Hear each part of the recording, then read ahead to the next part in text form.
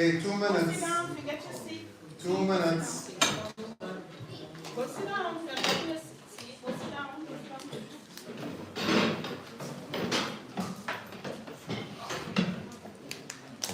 We're good to go. You can stay.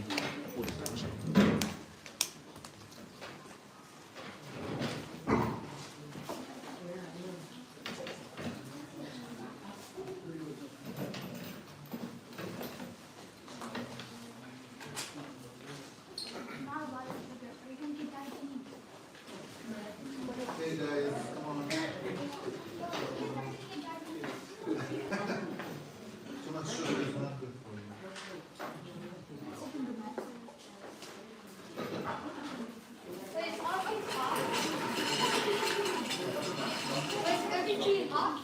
Was everything hot?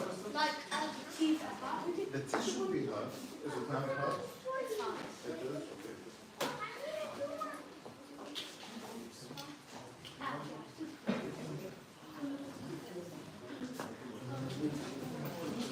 Alright, we're gonna start at 7 sharp. 2 minutes.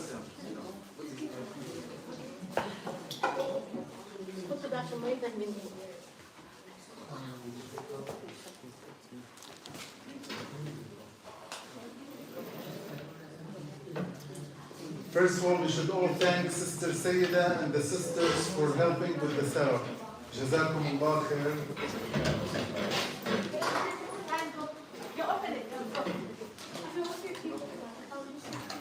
Just watch out.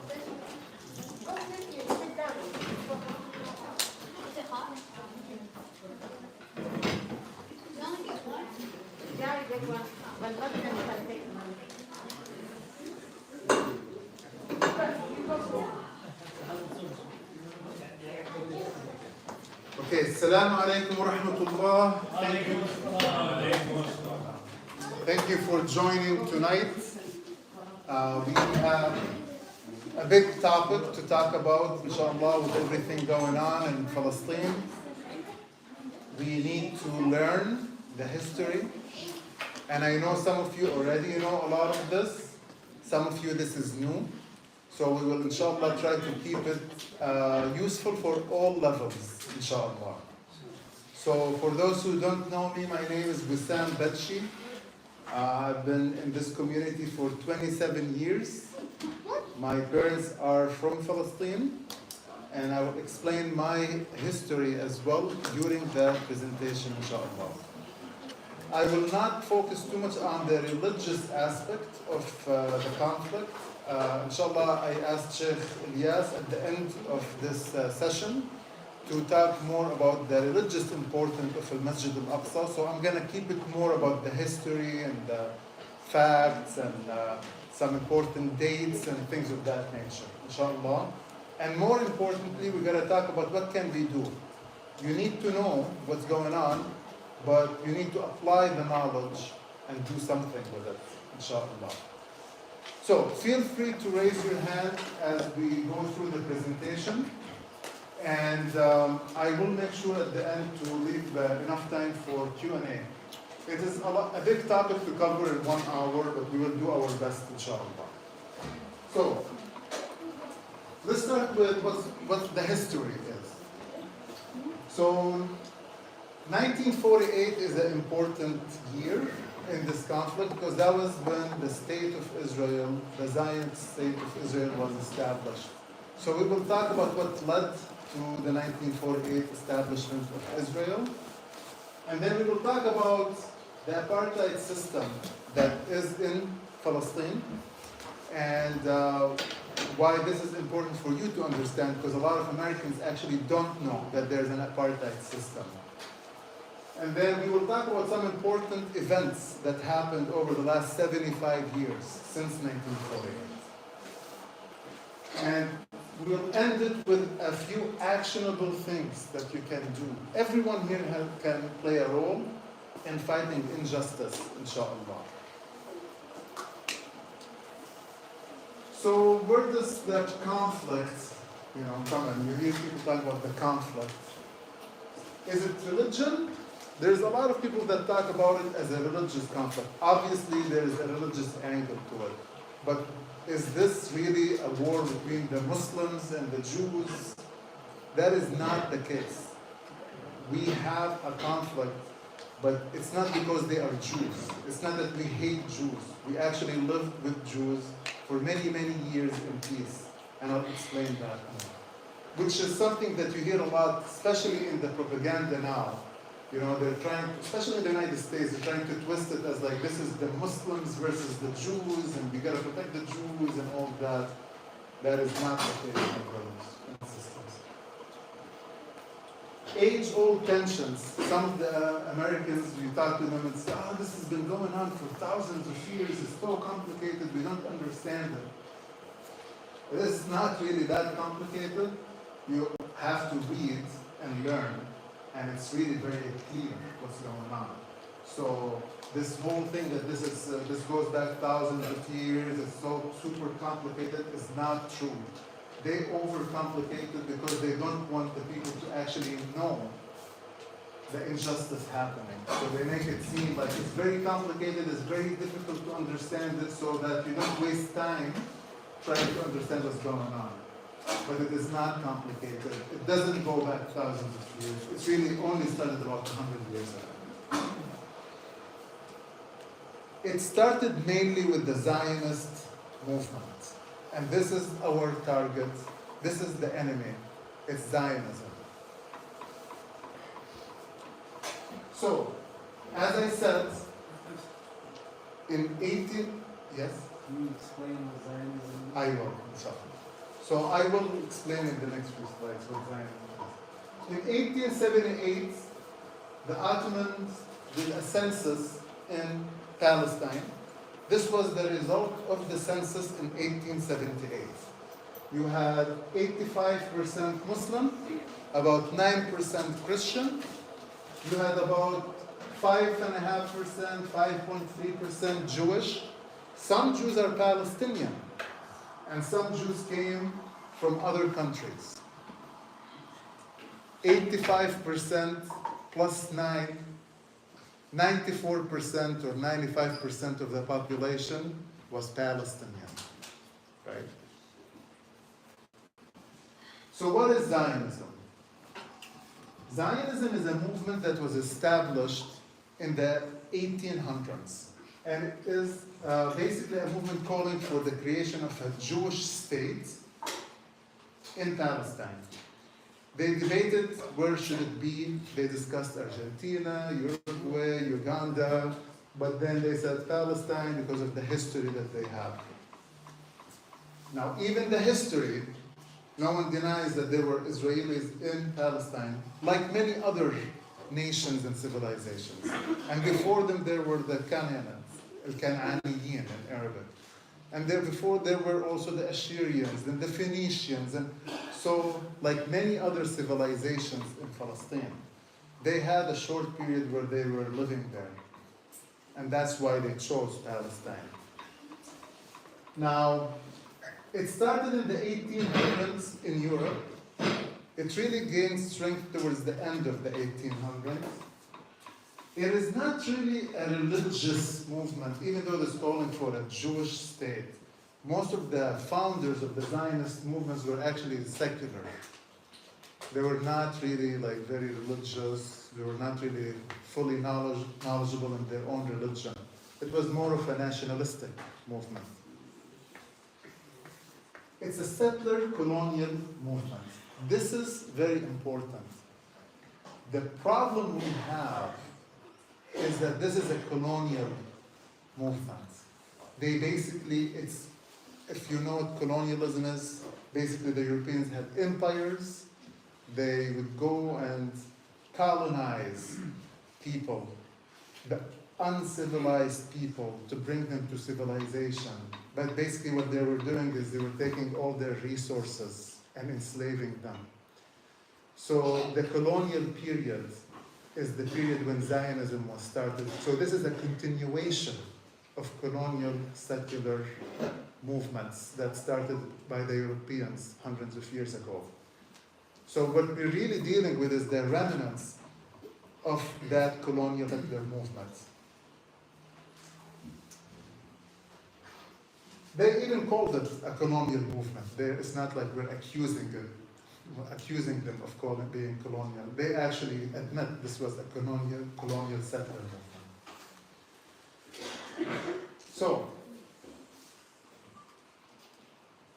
in 1897, there was a big conference in Switzerland by one of the main founders and organizers of Zionism, Theodor Herzl. This is a picture of Israelis celebrating Herzl, who you see in the background. And that's when the real organized efforts started happening towards the creation of the State of Israel. So it happened about 50 years before the creation of the State of Israel. A lesson for us: you organize, you are patient, it may take decades.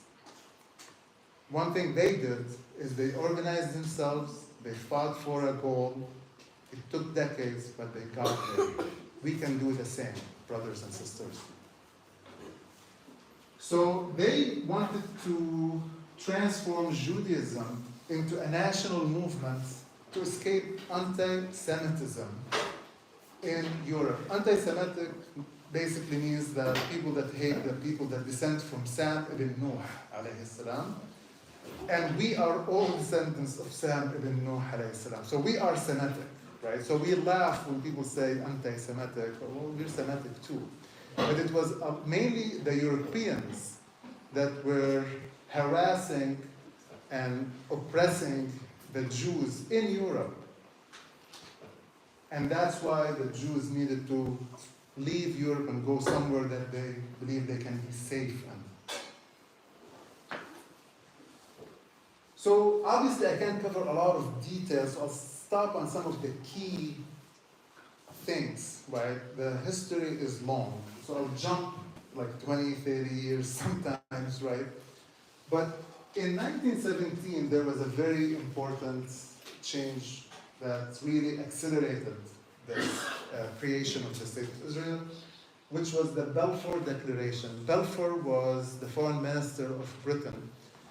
And in World War I, Britain and the Ottomans were fighting against each other, and sadly the British basically took over Palestine from the Ottomans.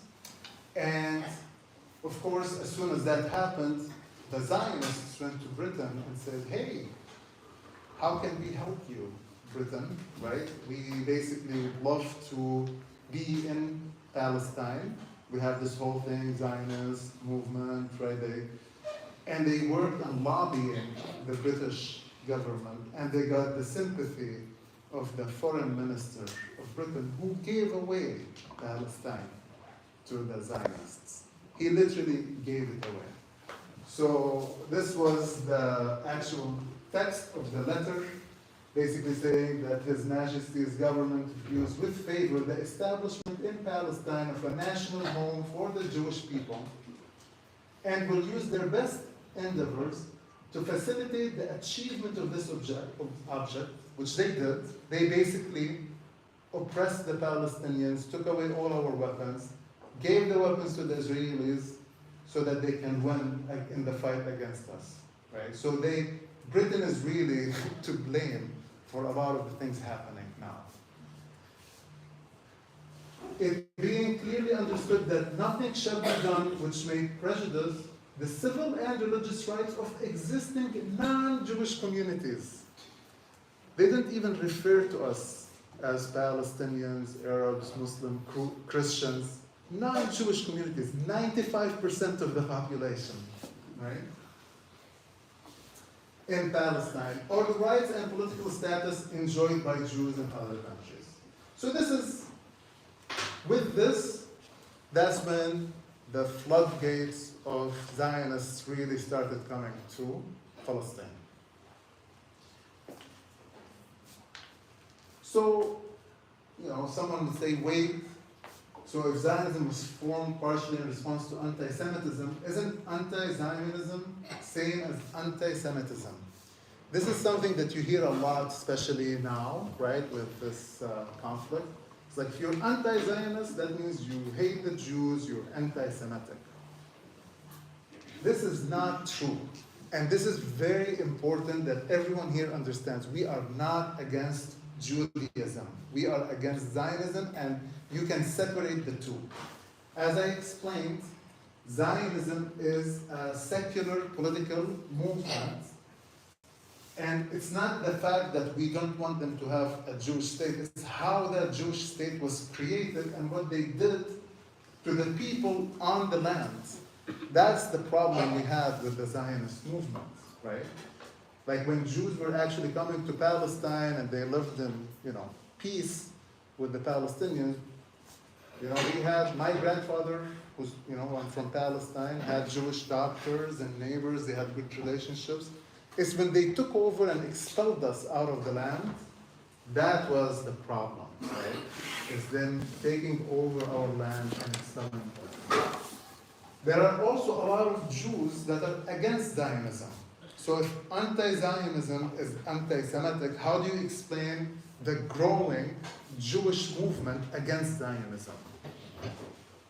It doesn't make sense because a lot of these Jews know that this is oppression and this is not truly a religious-based movement, but it's a nationalistic movement. So fast forward to the Nakba. So one of the things you'll hear a lot is the Nakba.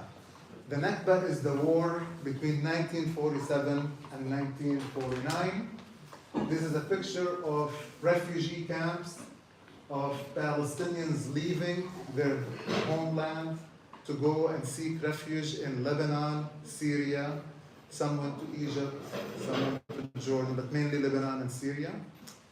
My parents were one of these refugees. My parents were born in Palestine in the 1940s, and when the 1948 war, actually our village was one of the last villages to leave.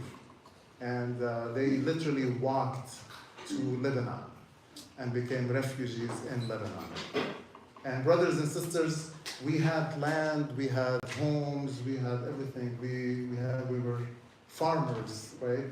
We lost everything in 1948, and no one knew that they'll never return. My family never returned to Palestine. They left in 1948 as babies, kids, and they were never able to go back. So this is the Nakba. So again, you can see here the Palestinian held lands, right? Right before 1947, the majority of the land was controlled by the Palestinians. After the United Nations, when Britain said that we are going to end the mandate that we have in Palestine, because they were exhausted after World War II and wanted to go back to Britain, they went to the United Nations and said, hey, can you help us with this? Because they're fighting each other and we got to figure out a way to exit. So the United Nations basically gave a resolution that said, well, let's just split the land.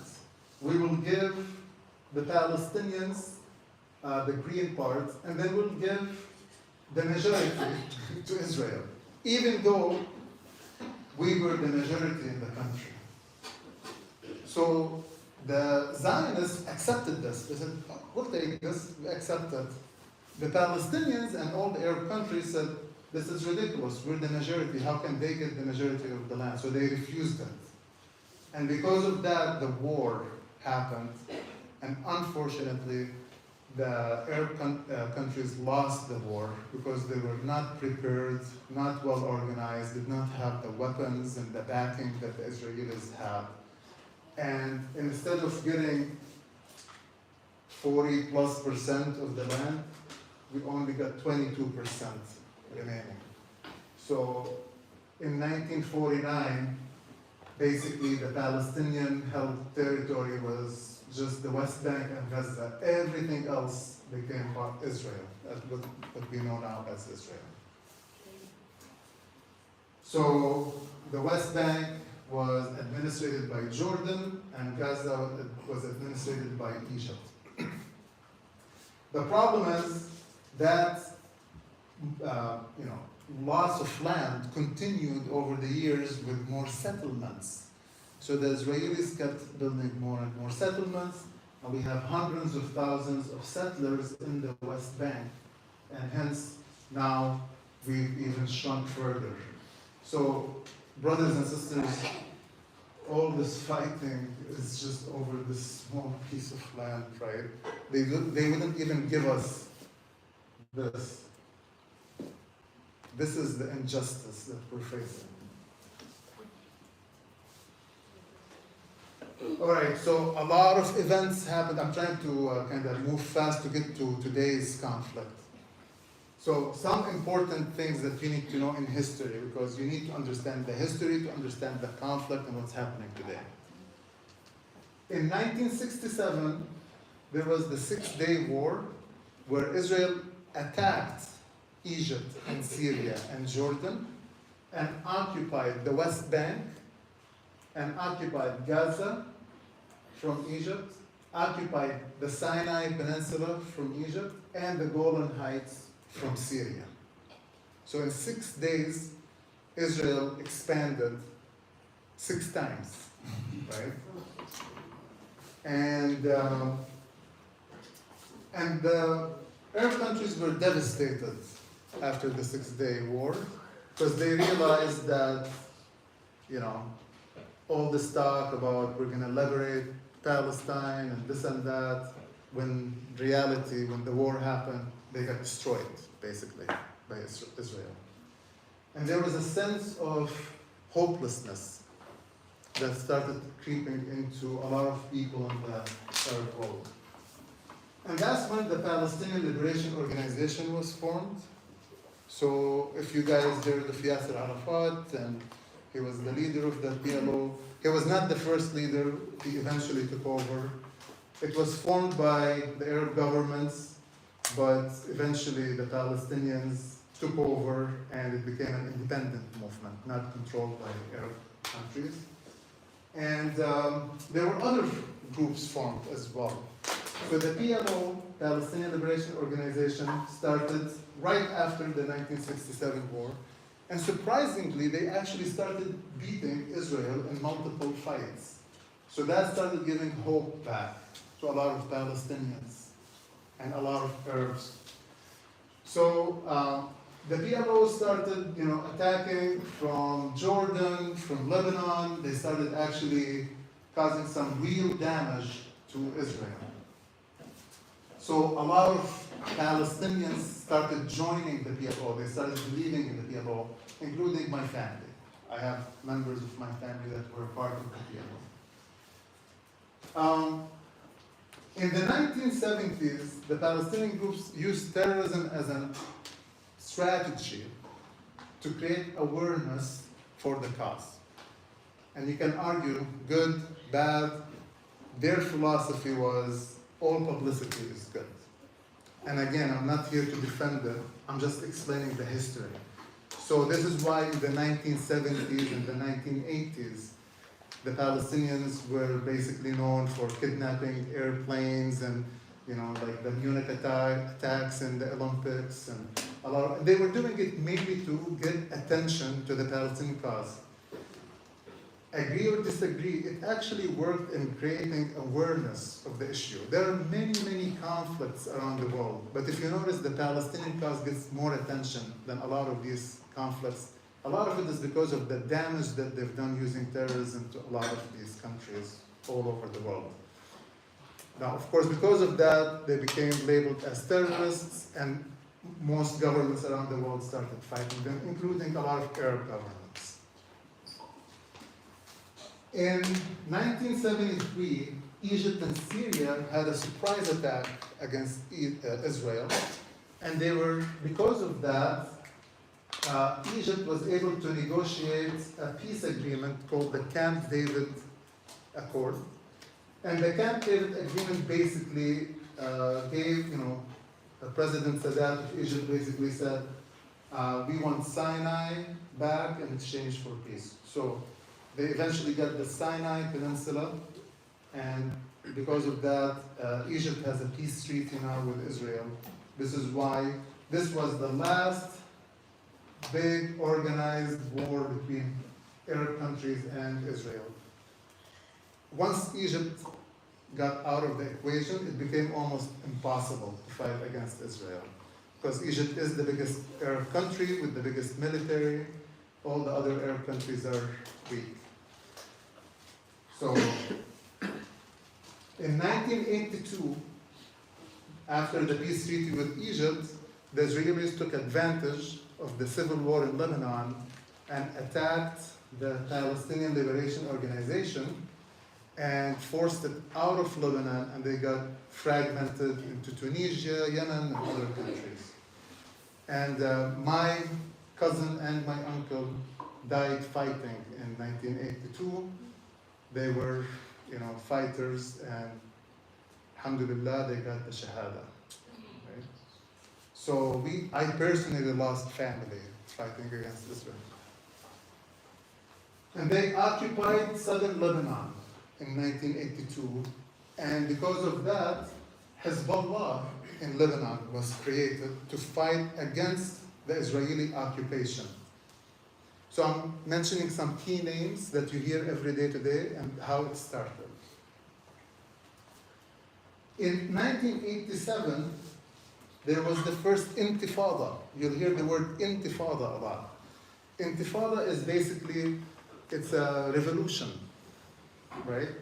And basically, the people in the West Bank and Gaza were not actually part of that armed resistance and struggle. The PLO was operating from outside of the West Bank and Gaza. They were attacking Israel from Jordan, from Lebanon, early on in Egypt. So this was the first time the people inside Palestine actually started revolting. And it was actually with rocks and stones. So they were known as the children of rocks because they didn't have any weapons to fight. So they were throwing rocks at the Israeli soldiers. And that was the year Hamas was started. It started in Gaza because of the first intifada. They actually played a big role in organizing the first intifada. In the 1990s, I'll skip a few dates, but the PLO, with pressure from a lot of Arab governments, said, okay, we will recognize Israel and we will ask for a two-state solution. We want a state, a Palestinian state, in all the land that was occupied in 1967, so the West Bank and Gaza, which is 22% of the total land. And in exchange for that, they signed the Oslo agreements. So you'll hear a lot about the Oslo agreements. And basically that led to the formation of the Palestinian Authority, which is the authority or the government ruling the West Bank now. So at the beginning, they used to rule Gaza and the West Bank, but I'll explain what happened in the next slide. So in the 2000s, in the last 20 years, there were some key things that happened. One, Hezbollah was actually able to beat Israel in southern Lebanon. And they were able to force Israel out of southern Lebanon without signing a peace treaty, which was a major achievement. And it tells you that you can beat Israel. And they were basically armed by Iran, right? And because of that, Hezbollah became a very big and influential political party in Lebanon because they showed that they can beat Israel. And obviously they were backed by Iran, they had money and weapons. Unfortunately, the Palestinians didn't have the same backing. Well organized too. Sorry? Said well organized. Yeah, Hezbollah is very well organized actually. So they were able to beat them. And then in 2002, the second intifada started. The difference between the first intifada and the second intifada, the first intifada was more peaceful, more with like rocks. The second intifada actually was bloodier, right? And it started because of, there was the Prime Minister Ariel Sharon. Ariel Sharon, who was an extremist, entered Al-Masjid Al-Aqsa with a group of settlers, and he basically defied the Palestinians and said, they told him, don't come in, you cannot come in, because until then the settlers could not go into the Masjid al-Aqsa, it was only for the Muslims. But he forced his way through. And because of that, the peace process collapsed. And the second intifada started, and it was much bloodier. There were a lot of suicide attacks, and fighting happening, and a lot of the older people in this room probably remember the early 2000s. I definitely remember it. In 2005, there's the death. There's a lot of evidence that shows that the president of the PLO and Palestinian Authority, Yasser Arafat, was actually poisoned. You agree, disagree with Yasser Arafat? Most likely he was poisoned because they couldn't do a peace treaty with him. He did not want to give up, Al-Aqsa and some of the other land that we had, the little bit of land we had with us. So they replaced him with Mahmoud Abbas, who is now in power, who is not popular. And I am not going to use this to attack any political parties or factions. I'm going to keep it unbiased. But I can tell you for sure, I came from Palestine last year. I went there for the last 2 years ago. I have not met one Palestinian that likes him. The whole time I was there, everyone was talking bad about Mahmoud Abbas. Everyone knows that he is weak. Some people accuse him of being an agent to Israel. So I'll just leave it at that. Hence, when they actually had elections, guess who won? Not Mahmoud Abbas' party, Hamas, which is the Islamic resistance movement. Harakat al-Muqawama al-Islamiyya, Hamas, that's where the name comes from. It's short, Hamas. They won the elections fair and square. But of course, the United States and Israel did not like the results of the election, including Arab governments. So immediately after they won the elections, there was a lot of tension, and there was a short civil war between Palestinians over Gaza, and Hamas was able to beat the Palestinian Authority and took over Gaza and kicked out the Palestinian Authority. And immediately after that, there was a siege by Egypt and Israel and Gaza. Egypt was supporting the Palestinian Authority. So when the Palestinian Authority lost, they basically had a siege in Gaza. And of course, Israel does not like Hamas. They prefer to work with the Palestinian Authority. So together they had started a 16 or 16-year siege. The longest siege in modern history.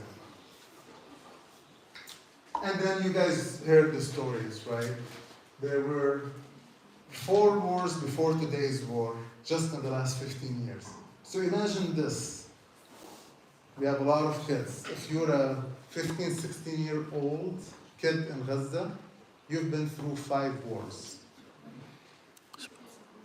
That's the reality of the people of Gaza. So let's talk about apartheid.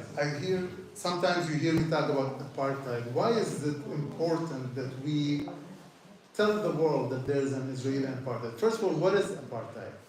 Apartheid is a system institutionalized based on racial segregation.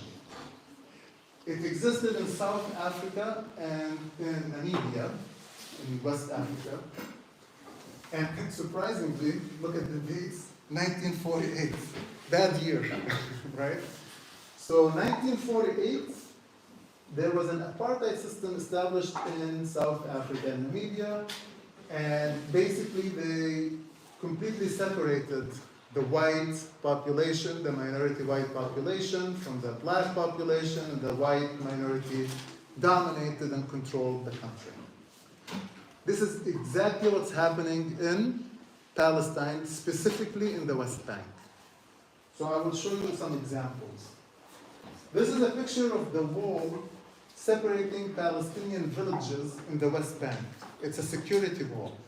So what used to be like a 2-minute walk or a 5-minute walk between families. It's now completely separated, and it's built on Palestinian land, not even the land that was recognized by Israel as Palestinian Authority land. They didn't care. They just built that wall and took big chunks of that land and completely segregated. They moved all the Palestinians to this side, and then they basically gave the Jewish settlers the other side. And guess, of course, where all the farms and all the water resources are? The other side. This is an example of the roads. In the West Bank, Palestinians cannot drive on the same road as the Israelis. They have two different roads. They have nice, beautiful roads, and this is the Palestinian roads. Same land, two different roads, depending on your race and ethnicity. Different license plates, different IDs, can't ride on the same bus. What does this remind you of? Similar there, right? This is the daily life of Palestinians. They have to queue for hours just to go to work between villages to go through checkpoints. I've seen the checkpoints. Of course, I'm a US citizen, so I went through without any problems. But I had to pass all these people lining up. Some of them get rejected. They wait for hours and said, no, you're not going to go in today. Right? Come back tomorrow. And of course, there's the settler violence. These settlers are the right-wing extremists in Israel. Even the Israelis themselves don't like them. So these settlers constantly harass the locals and the villagers every single day. It's increased, actually, in the last few weeks. And if you actually, everyone's paying attention to Gaza, read about what's happening to the West Bank. The West Bank settlements, they're burning farms, burning homes, attacking people in their homes. And, no one is doing much about it. And they're arming them. They are Actually armed. Killed. They have weapons. Actually, I saw the settlers, and you can't tell who's a settler, who's a soldier. A lot of these settlers walk around with machine guns. And of course, don't forget how they constantly attack our masajid, and the most important masjid for all of us is in Masjid al-Aqsa. Every year we go through this. Every single year. Attacks, settlers coming in. They ban Palestinians between certain ages to go in and pray. I talked to a Palestinian old man when I was there 2 years ago, and he said, Wissam, you are so lucky. You have a US citizenship, you can go in and pray anytime you want. He said he lives across the street from Masjid al-Aqsa. He said he has not been able to get into the Masjid al-Aqsa to pray for the last 19 years.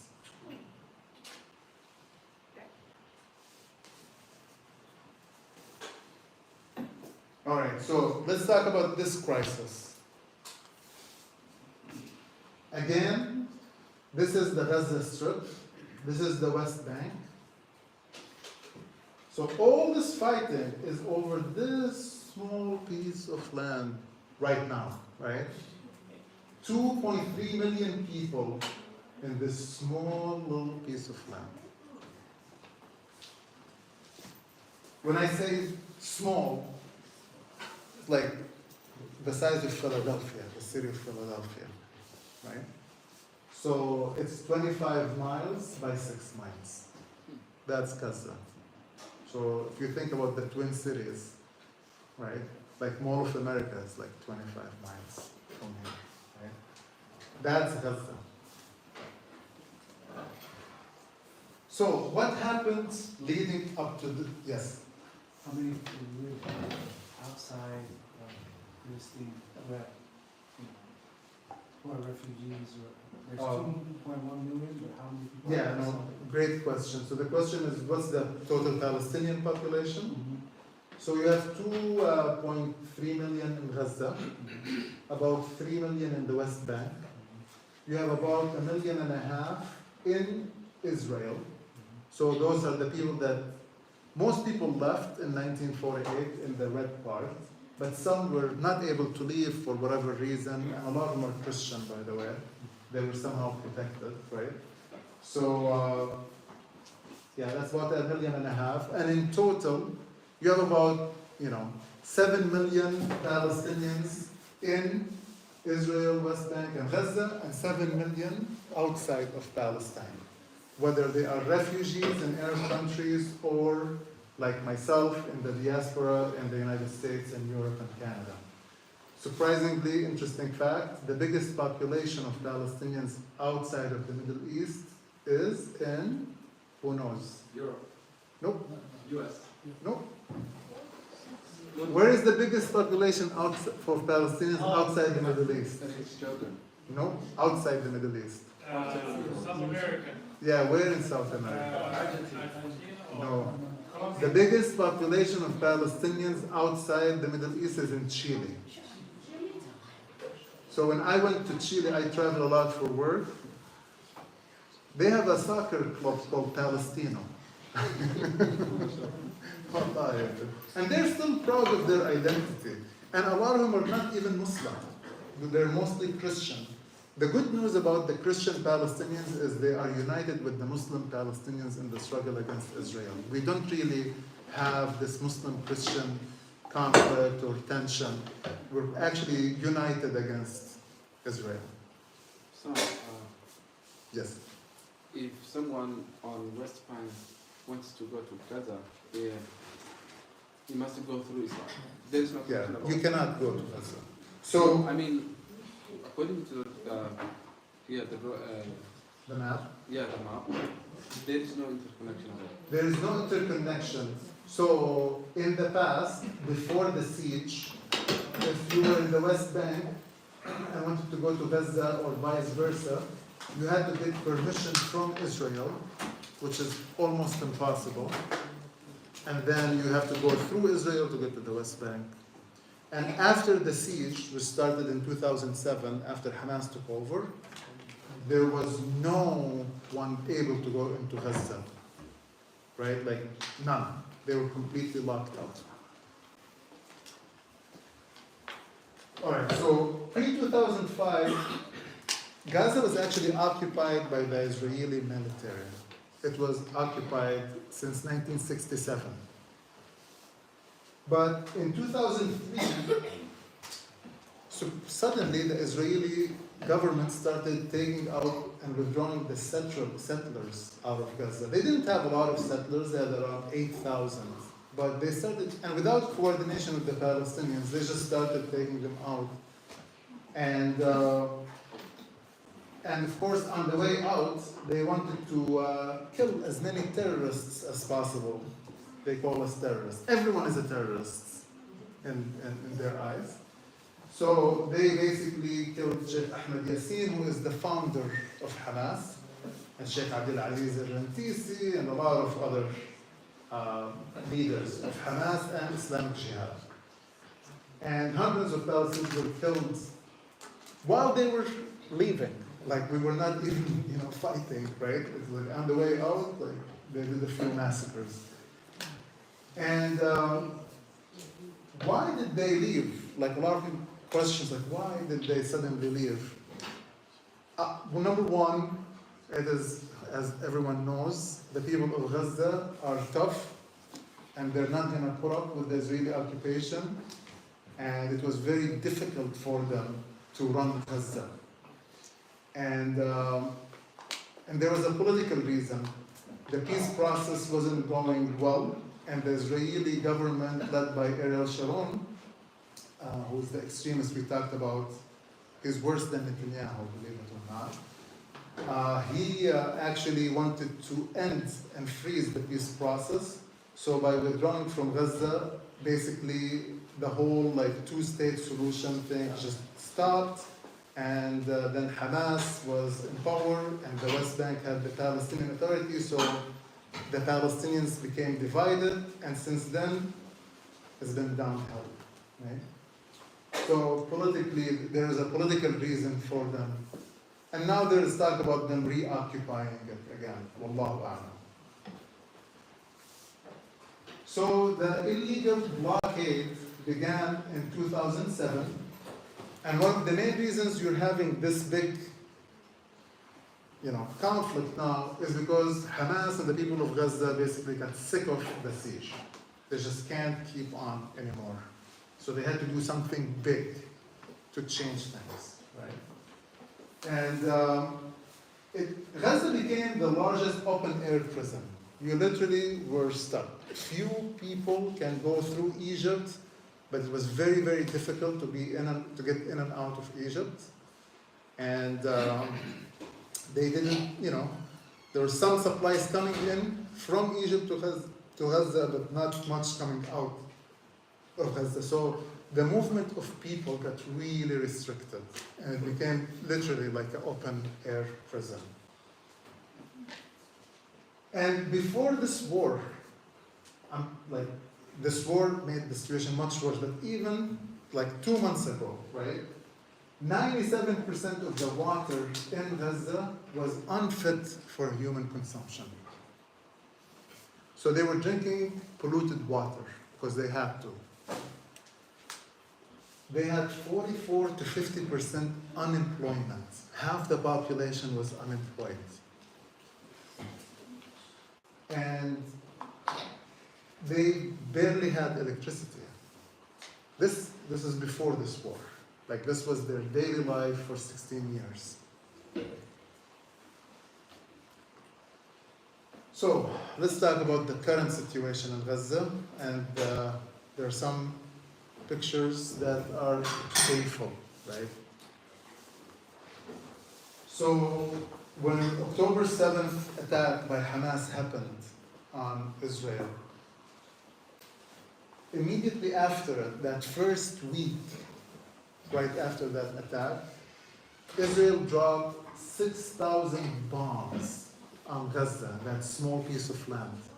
More than the United States dropped in Afghanistan in 20 years, in 5 days, on that small little piece of land. Wallahi, alhamdulillah, we only have 10,000 killed with the amount of bombing that they did. I'm sure there are a lot of people still under the rubble. This is not the final number. And the indiscriminate bombing has included, there's nothing sacred anymore. Israel is bombing everything. Everything. As I speak with you now, as we are speaking, Mustashfa Shifa, the hospital Shifa, the biggest hospital in Gaza, is literally being bombed and is under siege. As we speak, I was just watching the news coming here. They already opened the gates here. They already surrounded it with gates, and they're attacking hospitals. Hospitals are usually in wars are not, like no one attacks hospitals, like it's known, right? These guys don't care. They attacked United Nations schools, not United Nations schools that we thought would be safe, got attacked. They attacked, obviously, more than around 12-13% of Gaza is completely destroyed. Not damaged, flat. Right? Ambulances were getting bombed. Journalists were being killed. No one is safe in this conflict. And no one can do anything about it, or doesn't want to do anything about it. Since October 7th, 12,000 tons of explosives, almost like a half a nuclear bomb and explosives was thrown at this small piece of land, heavily populated with civilians.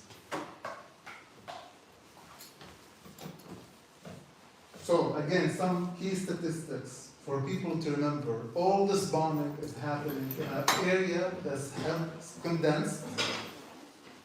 Half the population under 18. Half of the population is children.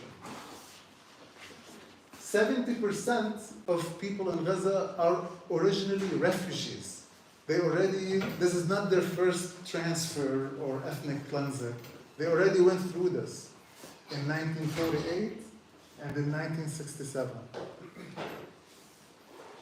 50%, this is before this war, 50% were already traumatized by the 4 previous wars. You can imagine what the trauma that can you imagine the psychology of the people in Gaza and the long-term effects of this?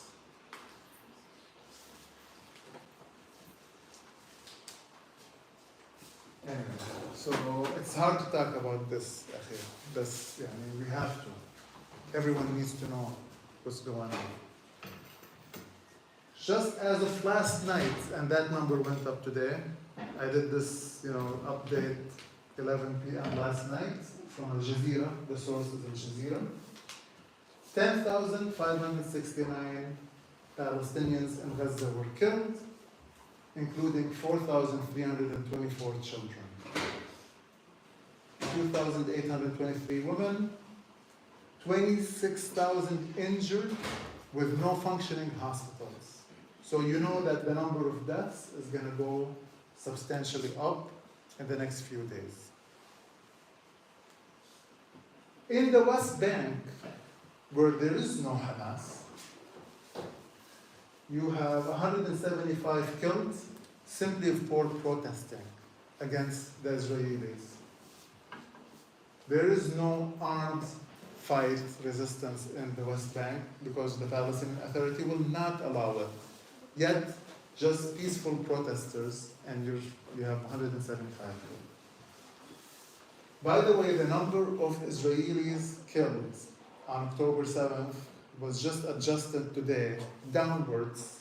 It's no longer 1,400, it's 1,200.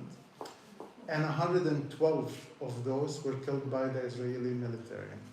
When they went in, they killed everyone, including the hostages. Another known fact that people don't talk about. And I want to be clear. I am not here to defend or justify what Hamas did on October 7th. I am against the killing of all civilians.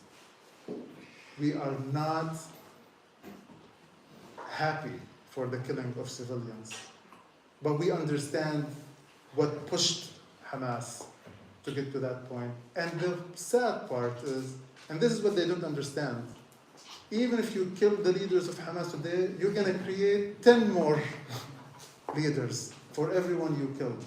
This bombing and violence does not help anyone.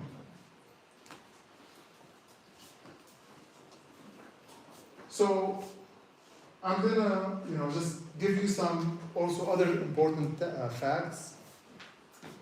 There used to be more than 1,000 trucks coming in through the Rafah border from Egypt before the war. They estimate that we need at least 400 to 500 trucks to maintain the basic needs of the population. 2.2 million, 2.3, right? We only get 20 to 40 in on a good day. And for the first few weeks, you couldn't even get any trucks in. So there will definitely be hunger and starvation the way things are going. It's just a matter of time. Just do the math. Can I Yeah. just want to mention, you see that picture right there? That's a big blast. And for that blast, if you were, I'm talking from my experience in Afghanistan, we blew a lot of explosives. If you were in that 2-block area of that blast, your eardrums would have definitely gone deaf. So just imagine. Allah musta'an. They're throwing big bombs on Gaza. They're experimenting. And sadly, where are all these bombs made, brothers and sisters? Right here. Here. The United States is the biggest supplier of arms and bombs to Israel. So, a few quick things and we'll start talking about what can we do. There's actually one company that's not too far from here. I'm going to talk about that. Uh, So a few things just to prove to you that the Israeli government is openly racist. Openly racist, right? From their own words.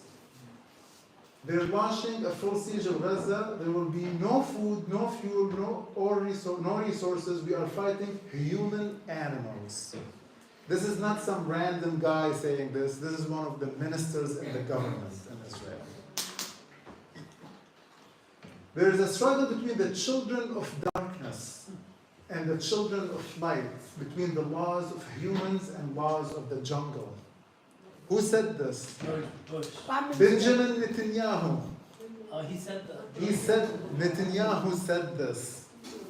We are the children of the dark. We live by the laws of the jungle, according to Netanyahu. I remember a quote like this from during the Bush administration. There is two faces to the same coin.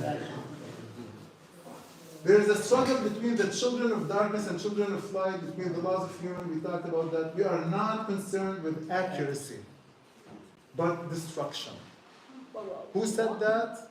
The spokesman of the Israeli army. There are no non-combatants in Gaza. The millions of people, they're in their eyes all targets. They're all associated with Hamas. There is no differentiation.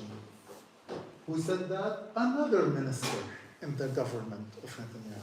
That whole government is one of the most extreme fascist right-wing governments on this planet. And the world needs to wake up. Erase all of Gaza from the face of earth. The Gazan monsters will fly to the southern fence with Egypt and try to enter Egyptian territory, or they will die, and their death will be evil. Gaza should be erased. The public diplomacy minister is saying that. Can you imagine? This is the diplomacy guy.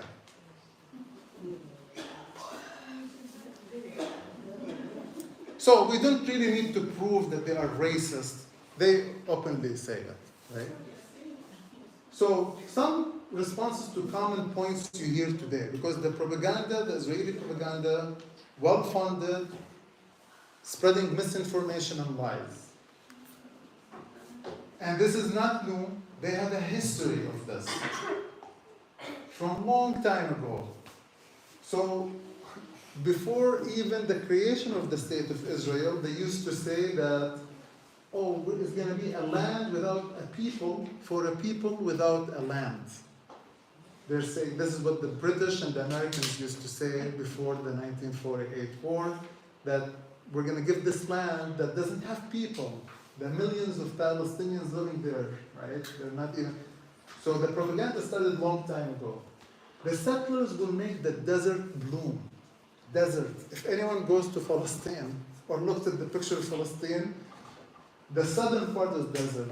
Most of Palestine is actually green, full of beautiful farms and agriculture. There's just misinformation. A land promised to them by God. That's what people say. God promised this land to the Jews, so they have the right to return to that land, which is the land of their ancestors. What logic do you have with that argument? Well, maybe that's what you believe. You know, it's like, what kind of argument is that? I say, God promised me, you know, Maple Grove, and I'm gonna go, you know, this doesn't make sense. A Jewish state is needed for the Holocaust victims. We have nothing to do with the Holocaust, brothers and sisters. The Europeans killed 6 million Jews and committed the Holocaust. and they dumped that problem on us. The Jews lived in the Middle East in peace for hundreds of years. We had no issues. They were being persecuted and oppressed in Europe. So to solve that problem, they sent them to the Middle East. Israel will be a democratic state. They have elections and political parties, but it's only a Jewish democratic state. It doesn't apply to the Palestinians. We have taxation with no representation. We get taxed, but we don't have citizenship. We can't vote. Even the few Palestinians that are inside Israel that have Israeli citizenship, they have slightly better life than people in Gaza and the West Bank, but they are openly second-class citizens, and there is clear systematic racism against them. I can spend hours just to talk about that. Israel does not target civilians, unlike Hamas, the terrorist organization. I think Brother Mahmoud summed it up with that picture. If you're gonna destroy a whole neighborhood to kill one Hamas member, I would call that targeting civilians. I didn't buy that argument, assuming there is someone actually that is Hamas there. So let's talk specifically about some of the recent incidents. One, the hospital explosion. This really bothered me. Not only they bombed the hospital, they blamed it on the victim. They said the Palestinian rockets, one of the rockets fell and bombed the hospital. Brothers and sisters, anyone who knows, the Hamas rockets are made using ammonia and fertilizers and like home goods and, the rockets Hamas has cannot blow a hospital at that scale. We all know that was a missile coming most likely from an Israeli jet. No one buys it, but for some reason the propaganda is claiming that, and the sad part is now you find the US government repeating these lies. Even the President of the United States is lying. And to prove that, Netanyahu just tweeted this 2 hours before. They actually called the hospital. They told them to evacuate because we will bomb you. They told them you will get bombed. Of course, they didn't evacuate because if you evacuate the hospital, all the people, the sick people and the patients will die. So that they stayed. And they actually initially took responsibility for the crime, but then the story changed after that. And 2 days before that, the hospital was already bombed. So it was the second bombing, by the way. But of course, the second bomb was much massive, much bigger. So there are a lot of evidence that they are lying and manipulating the truth. And sadly, the Western media and governments just repeat Israeli lies. Without thinking, or worse, they know they're lying and they're just trying to defend them. Israel is defending itself against Hamas. As the other, every time I've been active for 25 years, since I came to this country, I'm very politically active. And every time you talk to any politician, immediately, Israel has the right to defend itself. That's like the first thing, it's like they memorize it. Well, I think the problem with that is it doesn't make sense. First of all, Israel was formed in 1948 and occupied Gaza in 1967. Hamas was formed in 1987 in response to the Israeli occupation. So the occupation led to the creation of all these armed resistance movements. October 7th, I don't want to sit here and debate whether it's a good move, bad move. In my opinion, it was a horrible thing, and I will not defend it. But it was not the starting point of this conflict, as everyone is trying to paint the picture that this is a retaliation, Hamas started all of this. Look at the history. I just explained what led October 7th and why October 7th happened. What do you expect from people that are being oppressed, in siege, bombed? I didn't even talk about the prisoners, right? What do you think? They're gonna play nice? So, the second problem with that statement is the occupier cannot defend itself. You're the aggressor, Israel. You're occupying our land. The third problem is Israel is not acting defensively, it is targeting civilians. If they were only assassinating and killing members of Hamas, and they claim they have the best intelligence and technology in the world, yet their actions clearly say that they're not really going after Hamas, they're having a war against the Palestinians as a whole. And then the third one is Israel attacks even in the absence of Hamas aggression. In March, last year there was the March of Return. There were like 500,000 people in Gaza marching in Gaza. They called it the March of Return. And they literally, with snipers, started killing a lot of the peaceful protesters. Hamas was not even in the picture.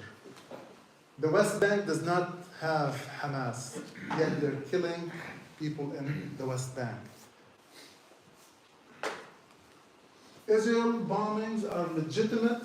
They give evacuation warnings. That's another one. They're like, they're civilized. They don't want to kill people and target civilians. They actually warned the civilians to leave before they shoot. Have you seen their evacuation and warning system? They throw a little bomb first before the big bomb comes, right? That's how they warn people. And then they want to say, leave. Where do you go? The borders are closed. Gaza's this big. There's nowhere to go, brothers and sisters. They're like, we're going to bomb you if you don't leave. Where do I go?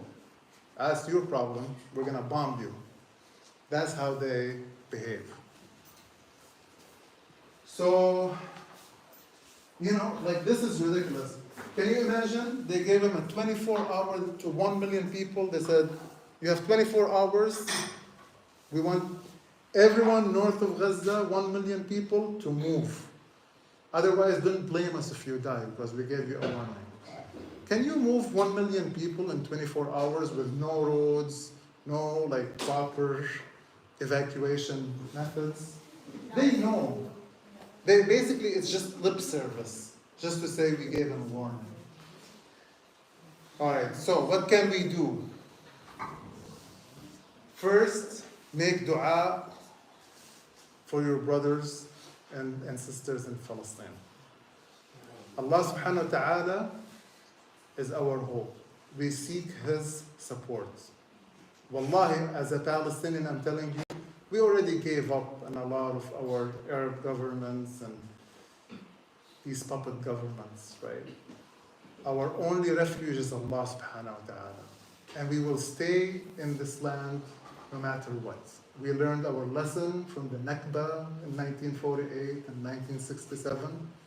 We're going to stay, even if that means we'll die in this land. So make dua, may Allah give us victory and make it easy for the people of Gaza. So,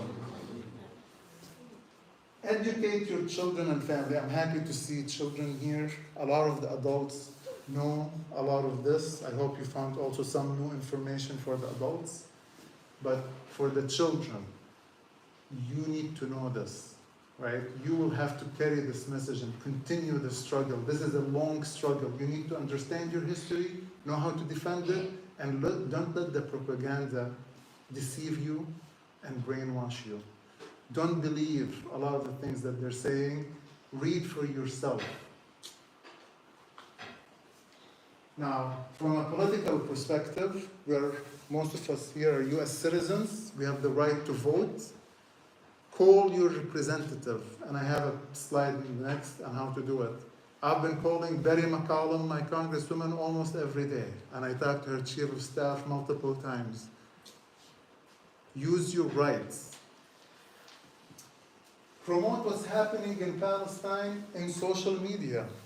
Brothers and sisters, don't underestimate social media. It is helping because they control mainstream media, but they cannot control, they try, but we can use social media. We have the numbers. They may have the money, but we have the numbers. And you cannot hide what's happening. Times are changing. Join Palestinian rights groups. There are many of them. I'm not going to sit here and try to promote one. I'm a member of multiple. If you're interested, you can talk to me. I can connect you depending on your interests. There are many groups. Some Muslim-based groups, some more secular groups. It depends on what you're looking for. Donate to the United Nations UNRWA. Even though there's a lot of criticism to the United Nations, I want to be fair. They have this agency that's basically set up mainly for the Palestinian refugees, and they actually run a lot of schools and hospitals, not only in Gaza, in the West Bank, and a lot of refugee camps all over, like Syria, Lebanon, and so on. So, start by educating yourself. I recommend these two books. Starting this one, I finished this one. This is a great book. It explains the history in detail from basically from 1917 till 2017 by Professor Rashid Khalidi, as a well-known professor. This book is written by an Israeli, so that we are not accused of being biased. You have an Israeli historian that exposes the lies of the creation of Israel, where they claim that the Palestinians just left. We didn't force them to leave.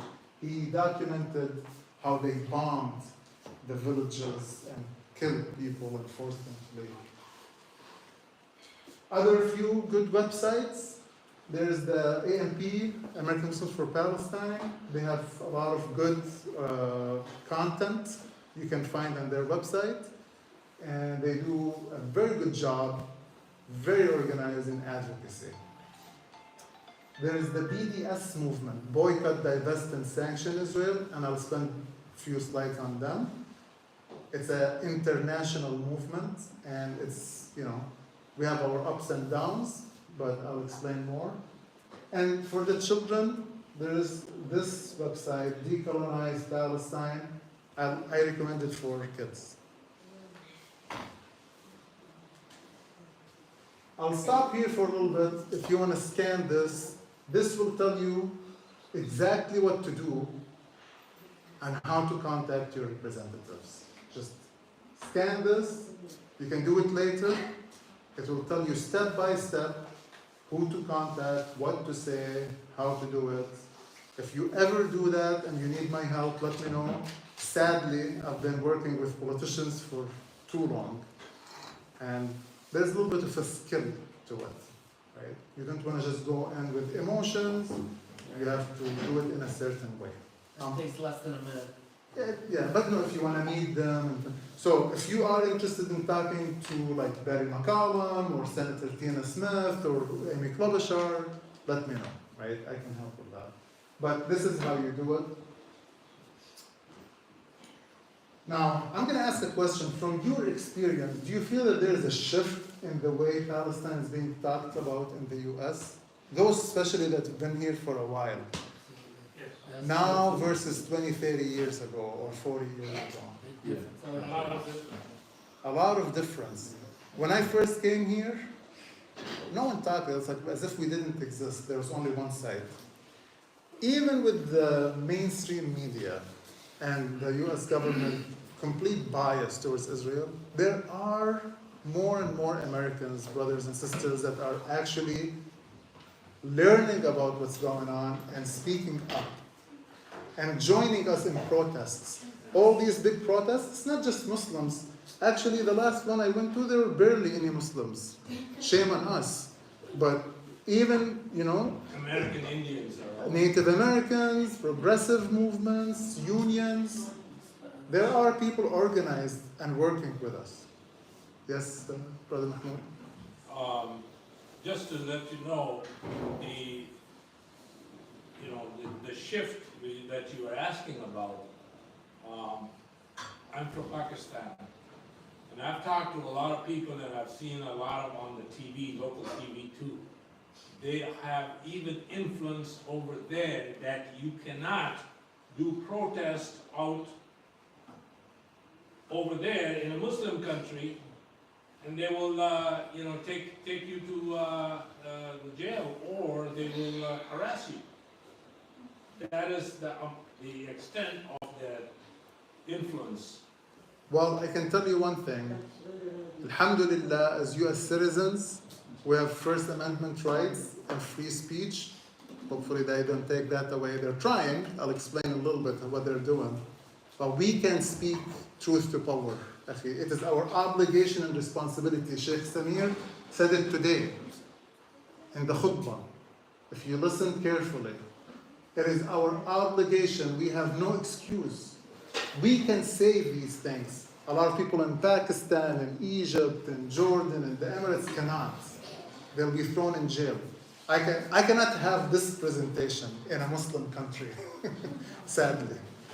Can you imagine this? I can have this presentation here. I cannot do it in most Muslim countries. Yeah.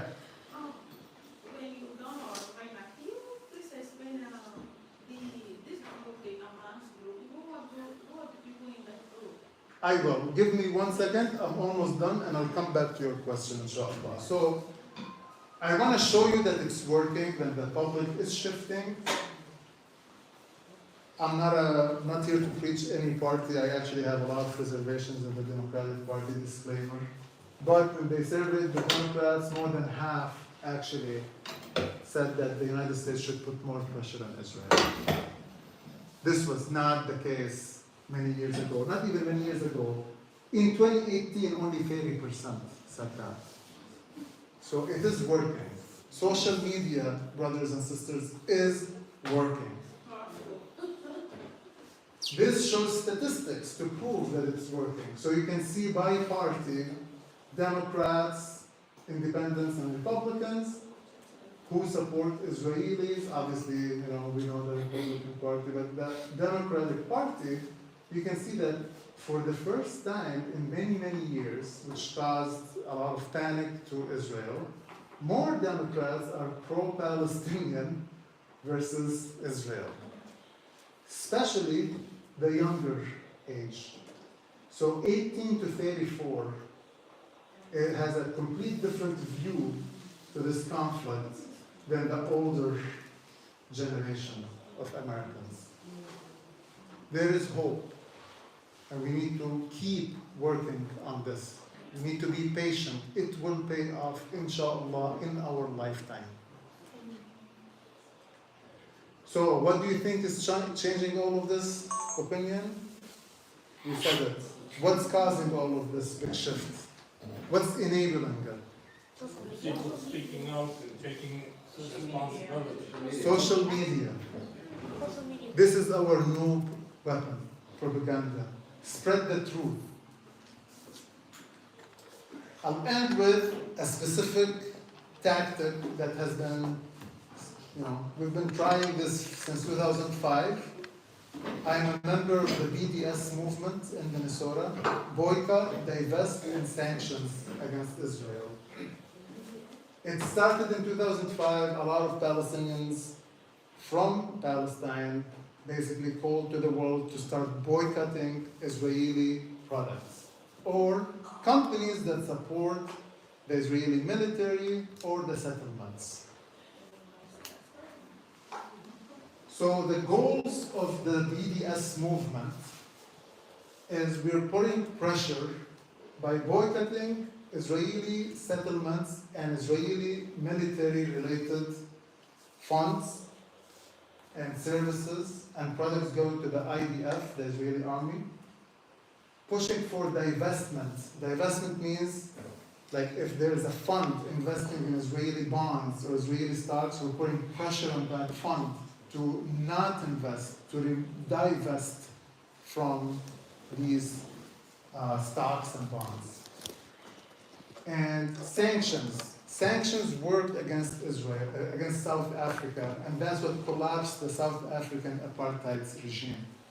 Especially with all the war crimes that are happening now, there needs to be a call for sanctions against Israel for the war crimes and crimes against humanity. And there will be a lot of support for it. So the three goals are to end the occupation in the West Bank, recognize the full equal rights of the Palestinian citizens inside Israel, and allow the Palestinian refugees, like my family, to return. I have family members living in refugee camps since 1948, brothers and sisters.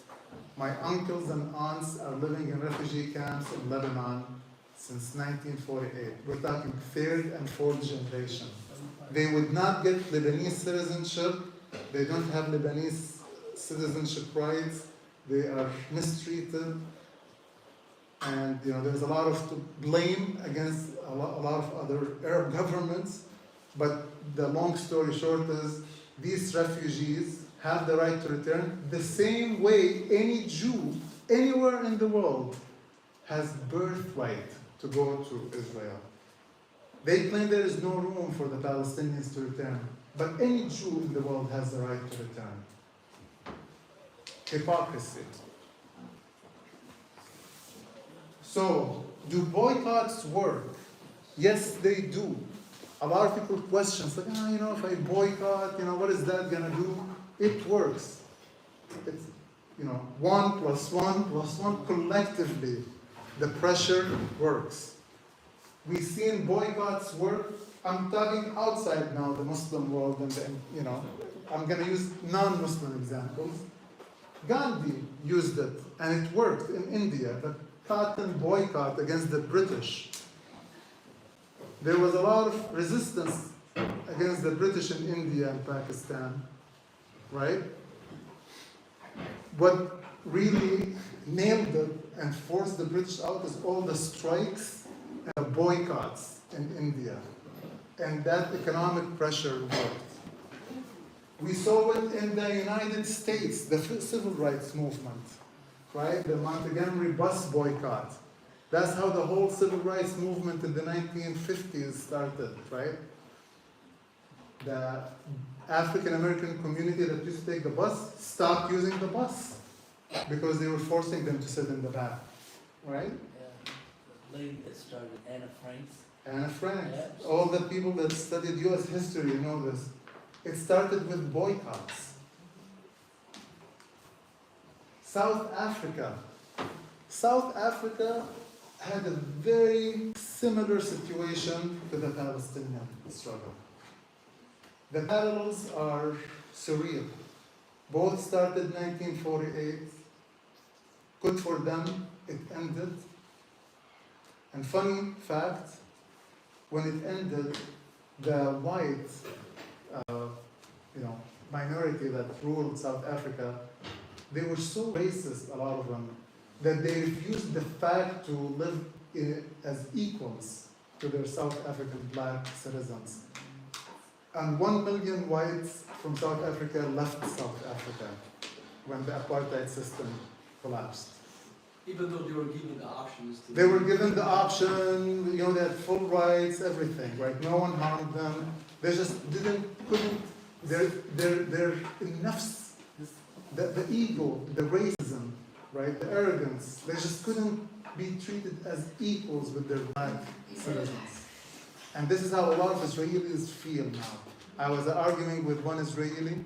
I was saying maybe the solution is just one state, equal citizenship for all of us. Let's not divide the land, West Bank, 2 states. Just we all live in peace, coexistence, equal rights. He said never. That was his response. Wallahi. It's like never. We cannot live together in the same country. You live there, you go there, we stay here. Like, okay. So, some companies to boycott, Cat, Honeywell, what was the name of the company? Northrop, There was a protest against like a lot of weapon companies in San Diego today, right? Pillsbury, here from Minnesota, Pillsbury, they do a lot of products in Israeli settlements, right? If you go to Target and Cup Foods, you see this brand, Sabra. That's an Israeli settlement brand, brothers and sisters. The radio WCCO promotes the. Sabra. Oh, Yeah. And their hummus sucks anyway, so. Target itself yeah. helps out with their, A lot of them, actually, Starbucks, the list goes on and on. Now, let's talk about Minnesota. Something really bad happened in the last few years leading to this. I was very involved in fighting this, and unfortunately we failed, but we will not give up. People started criminalizing BDS. They started calling us anti-Semitic. They started saying that you are spreading hate speech. And we said actually half the group was Jewish. Like, we don't hate, it's nothing to do with Judaism. We simply are boycotting and calling for sanctioning the state of Israel for their war crimes. And believe it or not, the Zionist lobby passed laws they couldn't do it at the federal level, so they had to do it at the state level. And they have anti-BDS laws criminalizing BDS in 34 states out of 50, including Minnesota.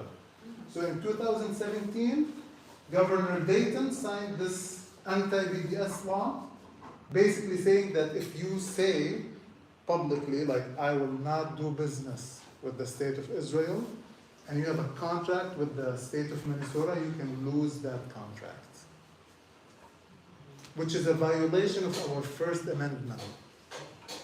I'm free to boycott whoever I want.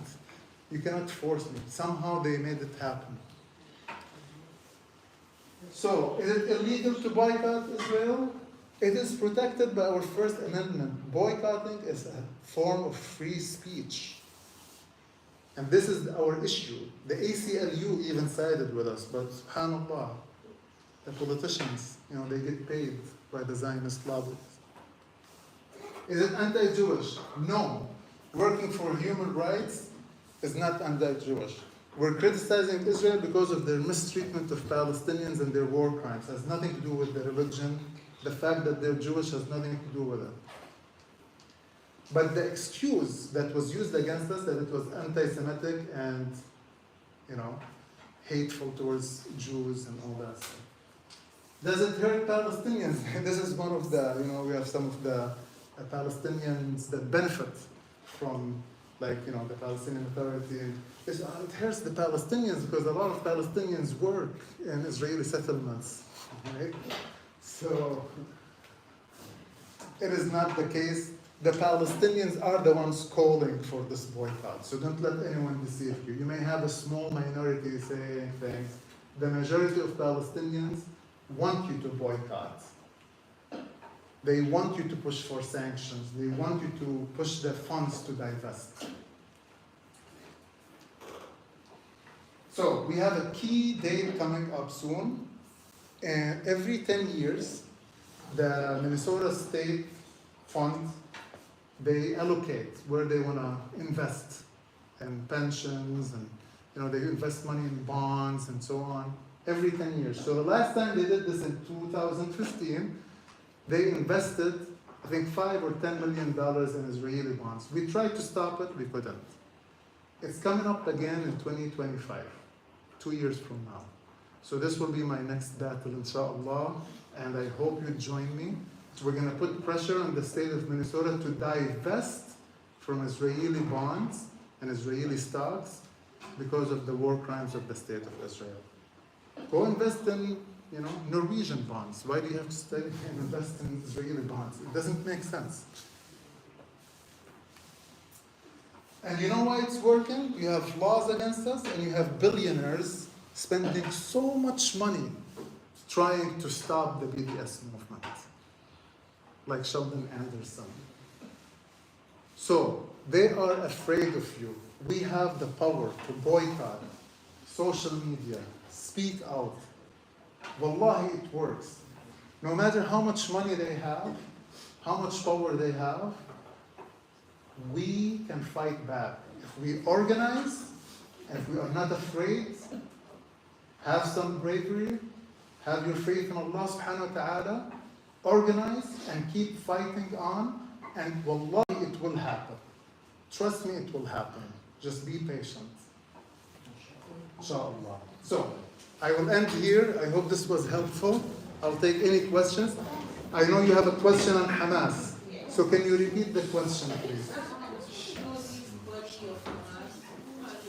Who is Hamas? Okay.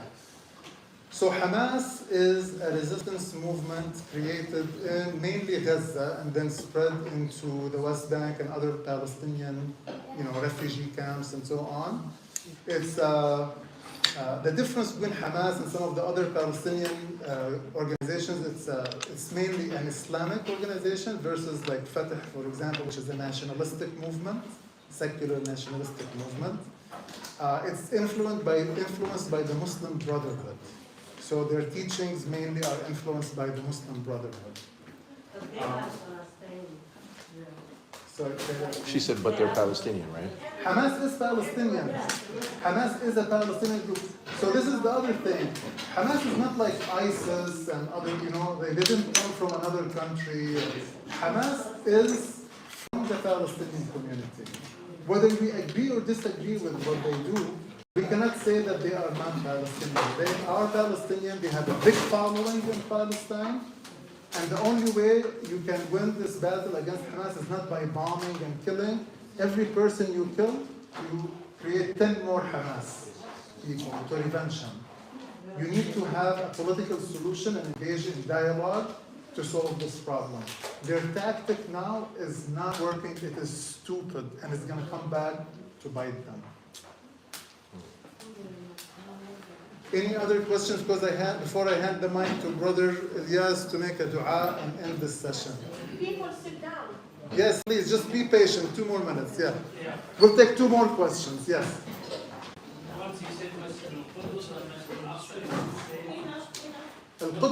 Al-Quds is the city of Jerusalem. Al-Quds is the Arabic word for the city of Jerusalem. And Masjid al-Aqsa is the masjid in Jerusalem, in Al-Quds. Any other questions? Kids, do you have questions? Did you follow? Hopefully it wasn't too boring for you guys. Do you have any questions? Yes, Imran. The QR code. Put the QR code back? Yeah. No problem.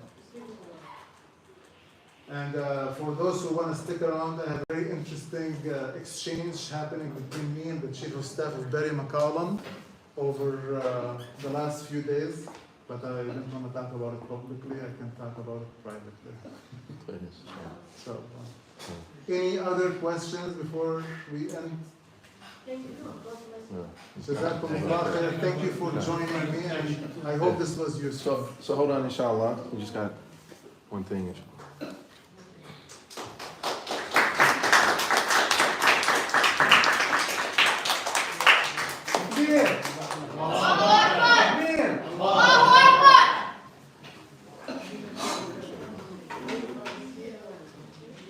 So, inshallah, we just have about 3 more minutes or so.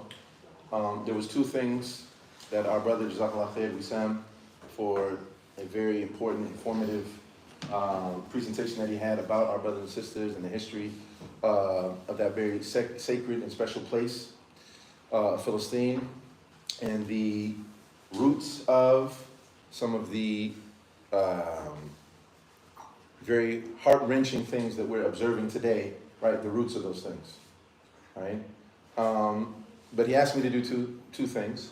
One is to speak about the connection to Islam, and why should you or I, who, although he mentioned he himself is Palestinian, his family, he has roots there, he has history there, he has family members there right now, whereas I think the most of us here, we don't. So why should you and I care about this? And I've spoken about this multiple times in the khutbah here at this masjid, as well as some different khatiras. But just for those of you who may not have been there, why is this issue important and significant to us? First and foremost, irregardless of the fact that it's Palestine or that they are Arab or that it is a sacred and holy land. First and foremost, as I mentioned before the presentation, after we prayed the salah, Allah subhanahu wa ta'ala tells us in His glorious book, first and foremost, إِنَّمَا الْمُؤْمِنُونَ إِخْوَةً, that we have the divine, we have our creator, Allah subhanahu wa ta'ala telling us that anybody who says, La ilaha illallah Muhammadur Rasulullah, they are our brothers and they are our sisters. That is the most simplest, easiest way that you can put it. First and foremost, because Allah subhanahu wa ta'ala said they are our brothers and sisters. And then you have further from the Prophet Muhammad sallallahu alaihi wasallam in both Sahih Bukhari and in Sahih Muslim, in a hadith narrated by Nu'man ibn Bashir, describing